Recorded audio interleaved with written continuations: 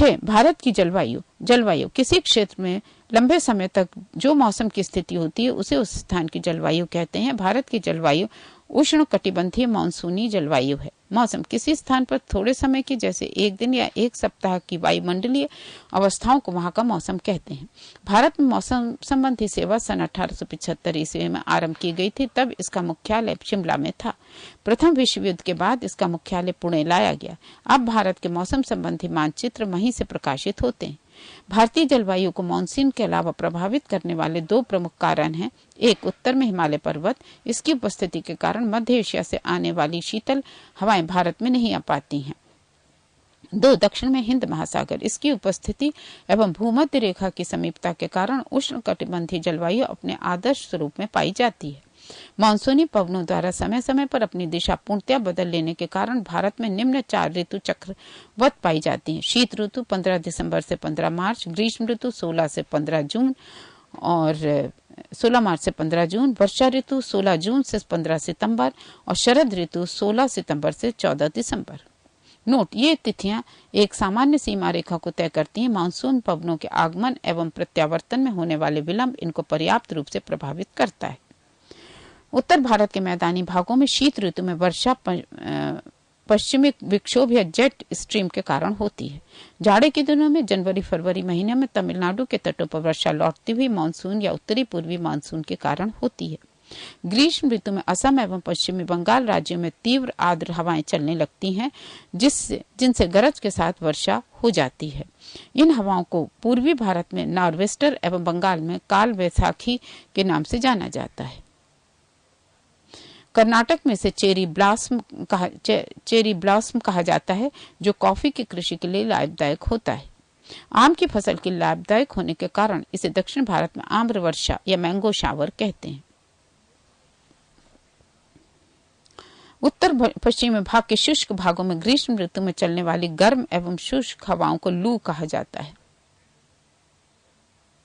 Page 163।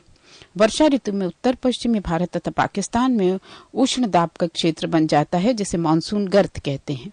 इसी समय उत्तरीय अंतः उष्ण अभिसरण NITC उत्तर की ओर खिसकने लगती है, जिसके कारण विषुवत रेखीय पछुआ पवन एवं दक्षिणी गोलार्ध की दक्षिणी पूर्वी वाणिज्यिक पवन विषुवत रेखा को पार कर फेरेल के नियम का अनुसरण करते हुए भारत में प्रवाहित होने लगती है, जैसे दक्षिण पश्चिम मानसून के नाम से जाना जाता है।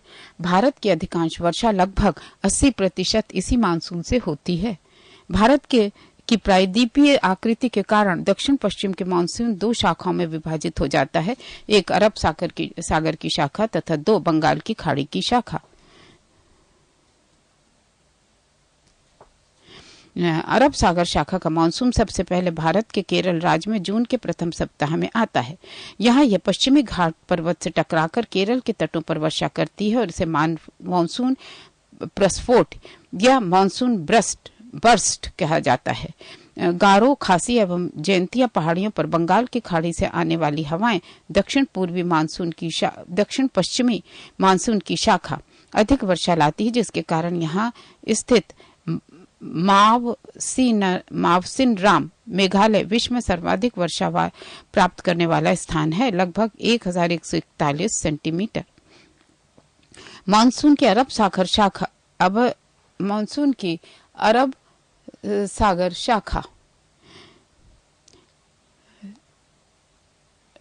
तुलनात्मक रूप से अधिक शक्तिशाली होती है। दक्षिण पश्चिम मानसून द्वारा लाए कुछ आर्द्रता का 65% भाग अरब सागर से एवं 35% भाग बंगाल की खाड़ी से आता है। मौसम के अनुसार वर्षा का वितरण। वर्षा का मौसम, समयावधि, वार्षिक वर्षा का प्रतिशत। दक्षिण पश्चिमी मानसून जून से सितंबर तक 73.7%। परवर्ती मानसून काल अक्टूबर से दिसंबर तक 13.3%। पूर्व मानसून काल मार्च से मई तक 10.0%। शीत ऋतु या उत्तर पश्चिमी मानसून जनवरी फरवरी 2.6%। अरब सागरीय मानसून की एक शाखा सिंध नदी के डेल्टा क्षेत्र से आगे बढ़कर राजस्थान के मरुस्थल से होती हुई सीधे हिमालय पर्वत से जा टकराती है एवं वहां धर्मशाला के निकट अधिक वर्षा कराती है। राजस्थान में इसके मार्ग में अवरोध न होने के कारण वर्षा का अभाव पाया जाता है, क्योंकि अरावली पर्वतमाला इनके समानांतर पड़ती है। तमिलनाडु पश्चिमी घाट के पर्वत वृष्टि छाया क्षेत्र में पड़ता है, अतः यहाँ दक्षिण पश्चिम मानसून द्वारा काफी कम वर्षा होती है। शरद ऋतु को मानसून प्रत्यावर्तन का काल या रिट्रीटिंग मानसून सीजन कहा जाता है।